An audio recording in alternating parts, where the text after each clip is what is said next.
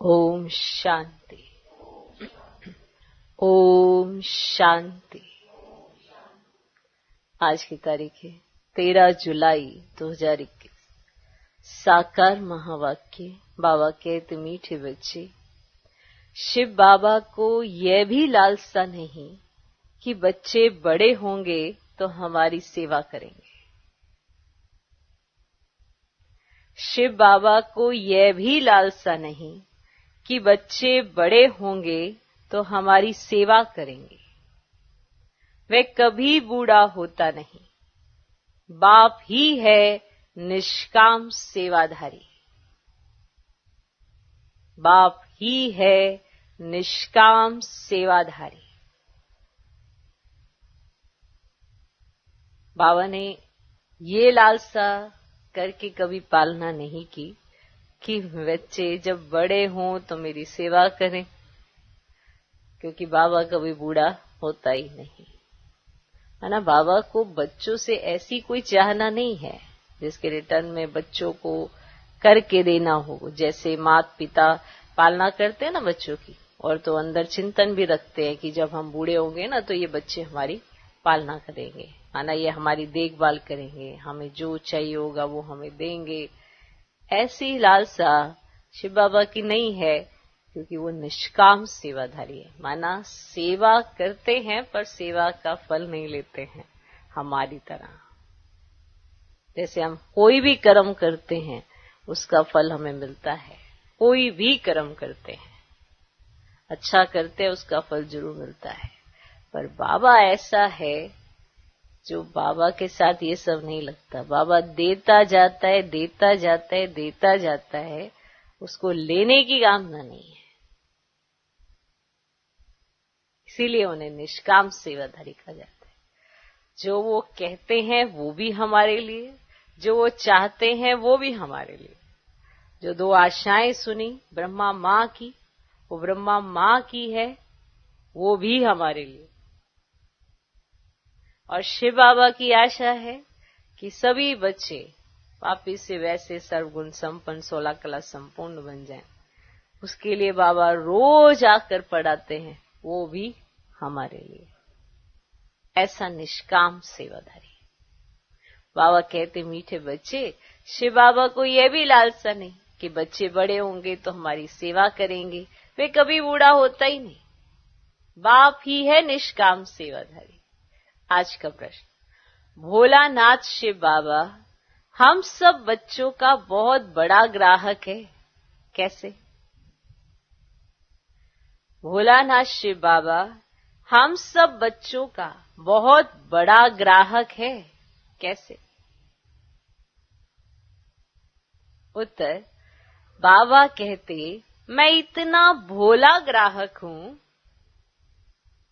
मैं इतना भोला ग्राहक हूं जो तुम्हारी सब पुरानी चीजें खरीद कर लेता।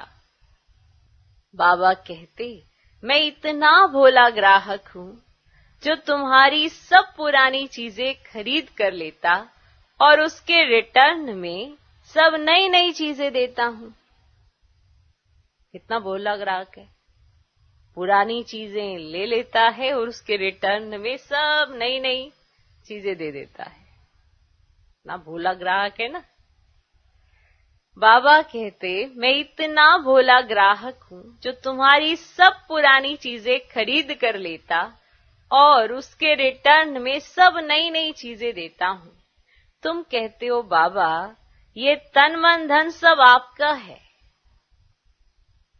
तुम कहते हो बाबा ये तन मन धन सब आपका है, तो उसकी एवज में तुम्हें ब्यूटीफुल तन मिल जाता, अपार धन मिल जाता।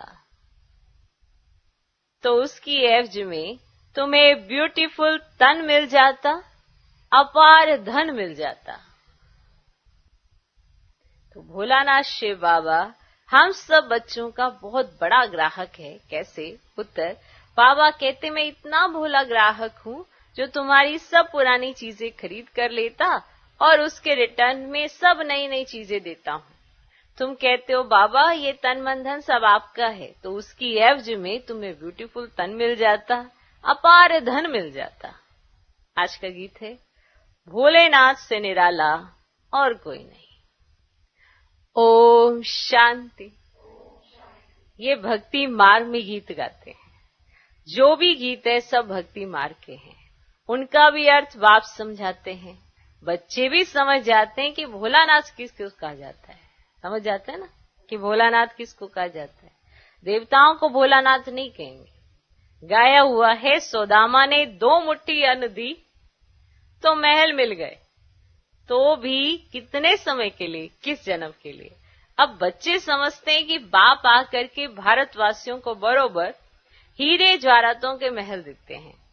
किसकी एवज में देते हैं? बच्चे कहते हैं बाबा ये तन मन धन सब आपका है, आपका ही दिया हुआ है। किसको बच्चा पैदा हुआ है तो कहते हैं भगवान ने दिया। धन के लिए भी कहते हैं भगवान ने दिया। कहने वाले कौन है? आत्मा। भगवान अर्थात बाप ने दिया। बाप कहते सब कुछ तुमको अब देना होगा, उसकी एवज में हम तुमको बहुत ब्यूटीफुल तन ट्रांसफर कर देंगे, अपार धन देंगे, तो सब कुछ तुमको अब देना होगा। तो उसकी एवज में तुमको ब्यूटीफुल तन मिलेगा, अपार धन मिलेगा। लेकिन किसको देंगे? बाबा किसको देंगे? जरूर बच्चों को ही देंगे। लौकिक बाप से अल्पकाल के लिए धन मिलता है, बेहद का बाप हमको बेहद का वर्षा देंगे। बाप समझाते हैं ज्ञान और भक्ति में रात दिन का फर्क है। भक्ति में अल्पकाल के लिए मिलता है, धन है तो सुख है। धन के बिगैर मनुष्य कितने दुखी होते हैं। बच्चे जानते हैं बाबा हमको अथाह धन देते हैं, इसीलिए खुशी होती है। सुख धाम में तो सुख की कोई कमी नहीं। हर एक को अपनी अपनी राजधानी है, उसको कहा जाता है पवित्र ग्रस्त आश्रम। तो बाप कितना भोला है, क्या लेते हैं और क्या देते हैं।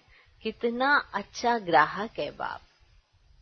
यूं भी बच्चों का तो बाप ग्राहक ही है। बच्चा पैदा हुआ और सारी मिल्कियत उसकी है ना, सारी मिल्कियत उनकी है। वे होते हैं हद के ग्राहक, ये है बेहद का भोलानाथ, बेहद के बच्चों का ग्राहक। बाप कहते मैं परमधाम से आया हूं। कहां से आया हूं? पुराना सब कुछ तुमसे लेकर नई दुनिया में तुमको सब कुछ देता हूं, इसीलिए दाता कहा जाता है। दाता भी इन जैसा और कोई नहीं, निष्काम सेवा करते हैं। बाप कहते हैं मैं निष्कामी हूं, मेरे को कोई भी लालसा नहीं, कोई भी लालसा मेरे को नहीं। ऐसे तो नहीं कहता हूं कि बच्चों का काम है बूढ़े बाप की संभाल करना, क्योंकि हमने तुम्हारी संभाल की है। ऐसे मैं नहीं कहता हूं कि तुम्हारा कार्य है अब बूढ़े बाप की संभाल करना, ऐसे मैं नहीं कहता हूं। नहीं, ये कायदा होता है, बाप बूढ़ा हो तो बच्चे उनकी संभाल करें। ये बाप तो कभी बूढ़ा होता ही नहीं, सदैव जवान है। आत्मा कभी बूढ़ी नहीं होती। ये तो जानते हो, लौकिक बाप बच्चों में उम्मीद रखते हैं कि हम बूढ़ा होगा तो बच्चे हमारी सेवा करेंगे। बस सब कुछ बच्चों को देते हैं, फिर भी सेवा तो होती है। ये शिव बाबा कहते हैं मैं हूं ही अभोक्ता, मैं कभी खाता ही नहीं हूं, मैं आता ही हूं सिर्फ बच्चों को नॉलेज देने। ना खाने आता हूं, ना तुमसे सेवा लेने आता हूं, मैं सिर्फ और सिर्फ तुमको नॉलेज देने आता हूं और तुमको बनाने आता हूं। सुप्रीम रूह रूहों को बैठ समझाते हैं, रूह ही सुनती है, हर एक बात रूह करती है। संस्कार भी रूह ले जाती है, जिसके आधार पर शरीर मिलता है। किसका शरीर कहाँ जन्म लेता, किसी का कहाँ, कोई कहाँ जन्म लेता, ये सब संस्कारों पर मान होता है। तो संस्कार भी रूह ले जाती है, जिसके आधार पर शरीर मिलता है। यहाँ मनुष्यों की अनेक मतें हैं। कोई कहते हैं ये रूह परमात्मा ही ठहरा, उनको कुछ भी लेप छेप नहीं लगता, आत्मा निर्लेप कह देते हैं। अगर आत्मा निर्लेप होती तो क्यों कहते पाप आत्मा पुण्य आत्मा? अगर आत्मा निर्लेप है तो कहा जाए पाप शरीर पुण्य शरीर, है ना? तो कहा जाए पाप शरीर पुण्य शरीर। अभी तुम जानते हो कि सभी आत्माओं का रूहानी बाप हम रूहों को पढ़ा रहे हैं इस शरीर द्वारा। आत्मा को बुलाते भी है ना, कहते हैं हमारे बाप की आत्मा आई, टेस्ट ली। आत्मा ही टेस्ट लेती है, बाप तो ऐसा नहीं कहेंगे, वो तो अभोक्ता है। ब्राह्मणों को खिलाते हैं, आत्मा आती है, कहां तो विराजमान होती होगी। ब्राह्मणों आदि को खिलाना भारत में कॉमन बात है। आत्मा को बुलाते हैं, उनसे पूछते हैं, फिर कई बातें उनकी सच्ची भी निकलती हैं। यह पित्र आदि खिलाना यह भी ड्रामा में नूंद है, इसमें कोई वंडर नहीं खाना चाहिए। बाप नट शेल में ड्रामा के राज को बताते हैं। डिटेल तो इतनी ड्रामा की समझानी दे नहीं सकते, डिटेल तो इतनी ड्रामा की समझानी दे नहीं सकते, एक एक की समझानी में ही वर्ष लग जाए। तुम बच्चों को बड़ी सहज शिक्षा मिलती है, गाते भी हैं, हे पतित पावन आओ, आकर हमको पावन बनाओ। उनका नाम ही है पतित पावन। ब्रह्मा विष्णु शंकर को पतित पावन नहीं कह सकते, बाप को ही पतित पावन लिबरेटर कहते हैं। दुख हरता सुख करता भी उनको ही कहा जाता है। अब वह है निराकार। शिव के मंदिर में जाकर देखो, वहां लिंग रखा है।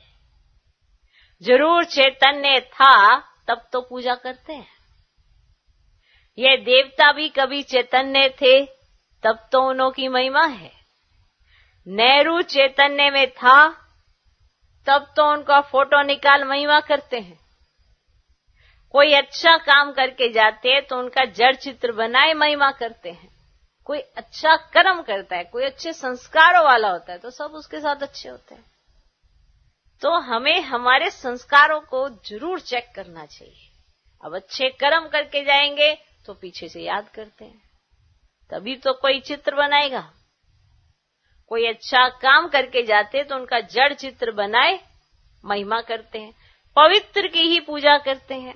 कोई भी मनुष्य की पूजा नहीं कर सकते। विकास से पैदा होते हैं ना तो उनकी पूजा नहीं हो सकती। पूजा देवताओं की होती है जो सदैव पवित्र होते हैं। तुम जानते हो बाप आया था, फिर अब संगम पर आया है स्वर्ग की स्थापना करने। फिर द्वापर से रावण राज्य शुरू होगा। रावण राज्य शुरू होने से झट शिव का मंदिर बनाते हैं। अभी तो चैतन्य में नॉलेज सुना रहे हैं, वह सत्य है, चैतन्य है, उनकी ही महिमा गाते हैं। निराकार को शरीर तो चाहिए ना, चाहिए ना। तो बाप ही आकर विश्व को हेवन बनाते हैं। उस हेवन में राज्य करने के लिए तुम पुरुषार्थ कर रहे हो, है ना। आपने उस हेवन में क्या पोजीशन प्राप्त करनी है, वो है संगम पर आपका पुरुषार्थ कि आप श्रीमत का पालन कितना करते हैं, कितना आपको श्रीमत याद रहती है। अगर श्रीमत भूल जाती है तो पालन कैसे करेंगे। श्रीमत याद रखना और फिर पालन करना, तभी तो जाके वो अनुभूति होती है। कहीं कहते हैं हम बनना तो चाहते हैं, करना भी चाहते हैं, पर याद ही नहीं रहता। अब याद नहीं रहता इसका अर्थ है कि स्थिति सही नहीं है। अब स्थिति अच्छी हो तो श्रीमत भी याद आए कि बाबा ने हर बात में, हर सिचुएशन में श्रीमत दी है कि तुम्हें कब कहां क्या करना चाहिए और कैसे करना चाहिए। अब वो ध्यान में नहीं रखते तो ये मनुष्य का अपनी बुद्धि है, अपने संस्कार हैं, जिसके आधार पर वो श्रीमत को याद नहीं रखती। अब ये उसके संस्कार कहलाए जाते हैं। अब जो वो याद रखती है तो अपने संस्कारों पर मान अच्छे कर्म करती है, क्योंकि संगम पर ही आपको श्रीमत मिलती है। बाकी किसी समय आपको श्रीमत नहीं मिलती, ना ही नॉलेज मिलती है। और अगर नॉलेज नहीं मिलती तो आप ऐसे ही होते हो जैसे किसी को कुछ नहीं पता, कब क्यों कहां कब कैसे क्या हो रहा है कुछ नहीं पता। तो संगम पर ये सब पता होते जब आप जीवन जीते हो, वो जीवन का जो आनंद है, वो सही में अतीन्द्रिय जो सुख है, वो ब्राह्मण बच्चे अनुभव कर सकते हैं अगर श्रीमत पर प्रॉपर चलते हैं तो। इसीलिए कहा है अतीन्द्रिय सुख पूछना हो तो गोपी वल्लभ के गोप गोपियों से पूछो, उनको पता है अतीन्द्रिय सुख क्या होता है। सबको नहीं पता है, और सबको ये वर्षा भी नहीं मिलता है, क्योंकि सब बच्चे भी नहीं बनते हैं।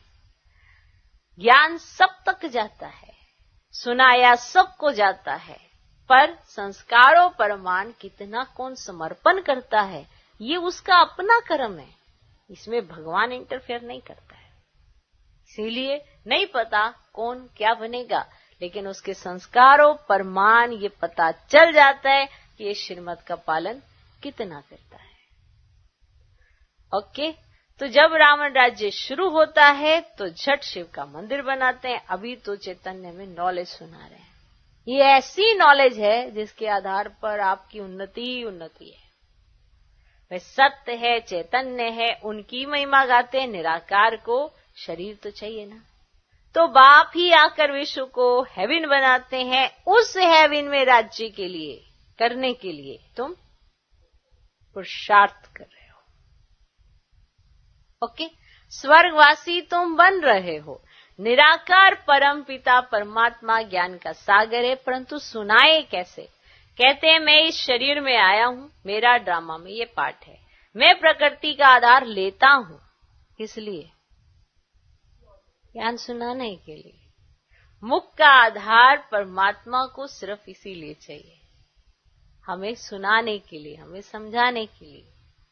मैं प्रकृति का आधार लेता हूं, ये जो पहले नंबर का है, इनके ही बहुत जन्मों के अंत में मैं आकर प्रवेश करता हूं और इनका नाम ब्रह्मा रखता हूं। पहले ये सब भट्टी में थे तो भूतों के नाम दिए थे, भट्टी में थे तो सब भूतों के नाम दिए थे, परंतु भूतों ने फिर छोड़ दिया, इसलिए नाम रखने से क्या फायदा। पहले जो आता था फिर उसका नाम बदली किया जाता था, फिर भूतों ने छोड़ दिया, फिर नाम रखने से क्या फायदा। तुम वे नाम देखो तो वंडर खाओ, इतने नाम बाबा ने रखे थे। तुम वे नाम देखो तो वंडर खाओ। एक ही साथ सब इकट्ठे कितने रमणीक नाम आए। संदेशी नाम ले आती थी, वह लिस्ट भी जरूर रखनी चाहिए। सन्यासी भी जब सन्यास करते तो उनका भी नाम बदल जाता है, घर बार छोड़ देते हैं। तुम छोड़ते नहीं हो, तुम ब्रह्मा के आकर बनते हो, शिव के तो हो ही, ब्रह्मा के आकर बनते हो, शिव के तो हो ही। सन्यासियों का ऐसे नहीं होता है, भल नाम बदलते हैं परंतु बाप दादा नहीं मिलता। सन्यासियों के नाम बदलते परंतु उनको बाप दादा नहीं मिलता, उनको सिर्फ गुरु मिलता है। हठ योगी हद के सन्यासी और राजयोगी बेहद के सन्यासी में रात दिन का फर्क है। गाया भी जाता है ज्ञान, भक्ति और वैराग्य। उनको भी वैराग्य है परंतु उनका है घर बार से वैराग्य। तुमको सारी दुनिया से वैराग्य है, उनको पता ही नहीं कि सृष्टि बदलती है। तुम्हारा है बेहद का वैराग्य। यह सृष्टि खल्लास होनी है, तुम्हारे लिए नई दुनिया बन रही है, वहां जाना है परंतु पावन होने बिगड़ तो वहां जा नहीं सकते। दिल में जचता है बरोबर नई दुनिया में देवी देवताओं का राज्य था जो बाप अब स्थापन करते हैं। तुम जानते हो शिव बाबा को याद करने से हम पुण्य आत्मा बन जाएंगे। है बड़ा सहज परंतु याद भूल जाती है। भक्ति मार्ग की रस्म रिवाज बिल्कुल ही अलग है। वापिस अपने घर तो कोई जा नहीं सकता, पुनर्जन्म सबको जरूर लेना है। घर जाने का समय एक ही है। फलाना मोक्ष को प्राप्त हुआ, ये भी गपोड़ा है, ये तो गपोड़ा है। बाप कहते कोई भी आत्मा बीच में से वापस नहीं जा सकती, नहीं तो सारा खेल बिगड़ जाए।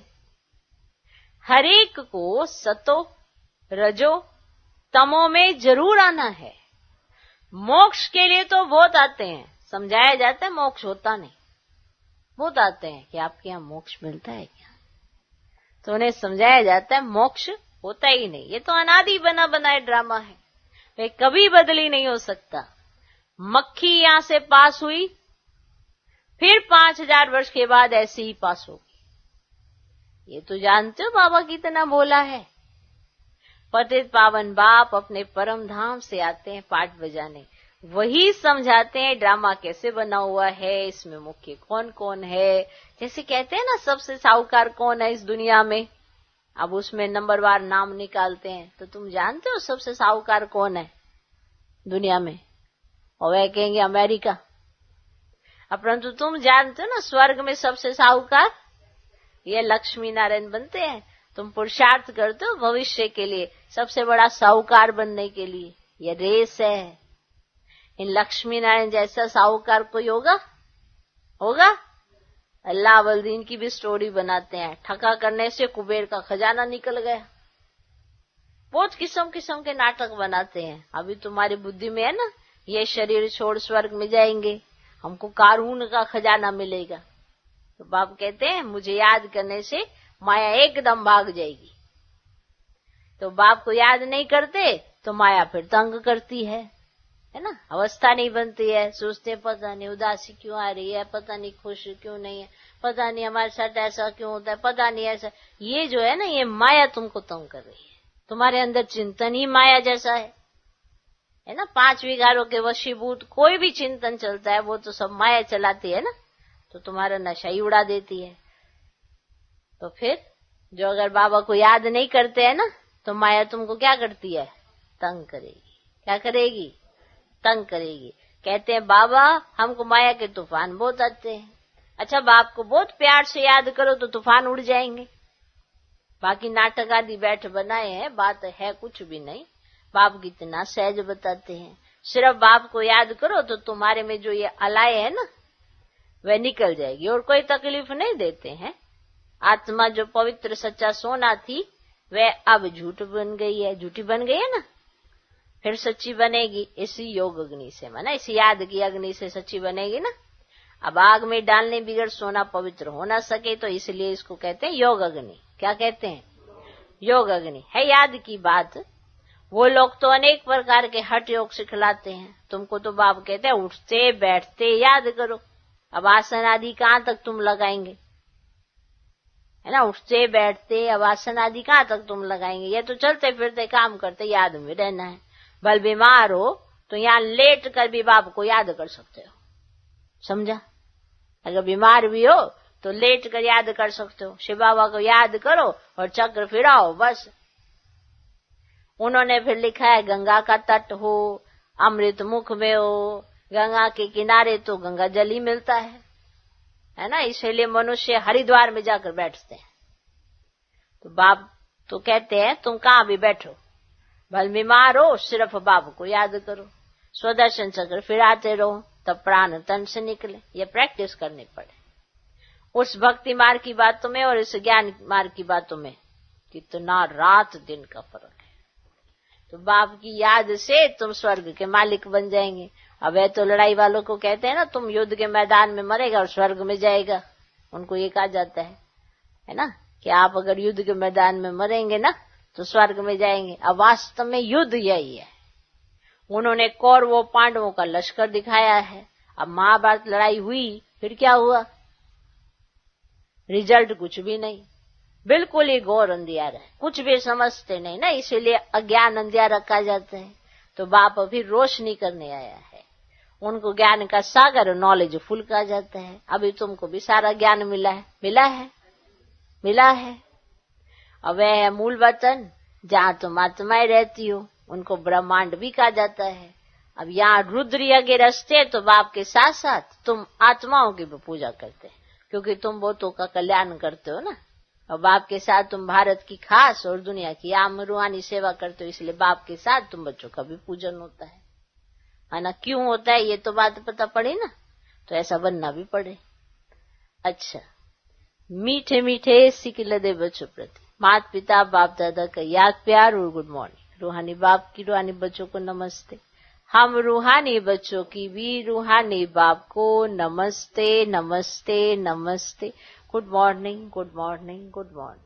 धारणा के लिए मुख्य सार। पहला पॉइंट, माया के तूफानों को भगाने के लिए बाप को बहुत बहुत प्यार से याद करना है। आत्मा को योग अग्नि से सच्चा सच्चा सोना बनाना है। माया के तूफानों को भगाने के लिए बाप को बहुत बहुत प्यार से याद करना है। आत्मा को योग अग्नि से सच्चा सच्चा सोना बनाना है। दूसरा पॉइंट, बेहद का वैरागी बन इस पुरानी दुनिया को भूल जाना है। बेहद का वैरागी बन इस पुरानी दुनिया को भूल जाना है। दुनिया बदल रही है, नई दुनिया में जाना है, इसलिए इससे संन्यास ले लेना है। बेहद का वैरागी बन इस पुरानी दुनिया को भूल जाना है। बेहद का वैरागी बन इस पुरानी दुनिया को भूल जाना है। दुनिया बदल रही है, नई दुनिया में जाना है, इसलिए इससे संन्यास ले लेना है। आज का वरदान, ज्ञान की पॉइंट्स को हर रोज रिवाइज कर समाधान स्वरूप बनने वाले बेगमपुर के बादशाह भव। ज्ञान की पॉइंट्स को हर रोज रिवाइज कर समाधान स्वरूप बनने वाले बेगमपुर के बादशाह भव। ज्ञान की पॉइंट्स जो डायरियों में अथवा बुद्धि में रहती है, उन्हें हर रोज रिवाइज करो और उन्हें अनुभव में लाओ। इन्हीं डायरियों में लिख दो, ये पॉइंट बड़ी अच्छी है, पर उसको प्रैक्टिकल तो यूज ही नहीं किया, अनुभव में ही नहीं लाए। तो ज्ञान की पॉइंट्स जो डायरियों में अथवा बुद्धि में रहती है, उन्हें हर रोज रिवाइज करो और उन्हें अनुभव में लाओ, तो किसी भी प्रकार की समस्या का सहज ही समाधान कर सकेंगे। कभी भी व्यर्थ संकल्पों के हैमर से समस्या के पत्थर को तोड़ने में समय नहीं गवाओ। एक तो व्यर्थ संकल्प चला लेते हैं और फिर समस्या को व्यर्थ संकल्पों के हैमर से, माना हथौड़े से, समस्या के पत्थर को तोड़ने का प्रयास करते हैं और उसमें समय गवाते हैं। ड्रामा शब्द की स्मृति से हाई जंप दे आगे बढ़ो। ड्रामा शब्द की स्मृति से हाई जंप दे आगे बढ़ो। फिर ये पुराने संस्कार आपके दास बन जाएंगे, लेकिन पहले बादशाह बनो, तख्त नशीन बनो। फिर ये पुराने संस्कार आपके दास बन जाएंगे, लेकिन पहले बादशाह बनो, तख्त नशीन बनो। आज का स्लोगन, हर एक को सम्मान देना ही सम्मान प्राप्त करना है। जो ये कहते रहते हैं कोई मेरा रिस्पेक्ट नहीं करता, कोई मेरे को रिगार्ड नहीं देता, उनको देना नहीं आता, इसलिए उन्हें मिलता नहीं। जिसको देना आता है उसको स्वतः मिलता है। जो चीज चाहिए वो देनी सीखनी पड़ती है। अगर देनी आ गई तो वो अपने आप ऑटोमेटिकली आती जाती है। अगर ज्ञान भी चाहिए तो बांटना आना चाहिए, तो ज्ञान बढ़ता जाता है। इसीलिए जिस भी चीज की कमी होती है तो पंडित लोग कहते हैं इसका दान कर दो, जबकि कमी ही उसी चीज की है। तो कहते पहले दान करना सीखो, माना देना सीखो। कोई भी चीज है जो आपके पास नहीं है तो उसी को देना सीखो। तो अगर आपको सम्मान नहीं मिलता, तो कहीं कहते हैं ना हमको तो कोई सम्मान नहीं देता, हमारा कोई रिगार्ड नहीं करता, या हमारी कोई रिस्पेक्ट नहीं करता, या तो फिर आप देना सीखो, आपको मिलता अपने आप ही है। हर एक को सम्मान देना ही सम्मान प्राप्त करना है। ओम शांति।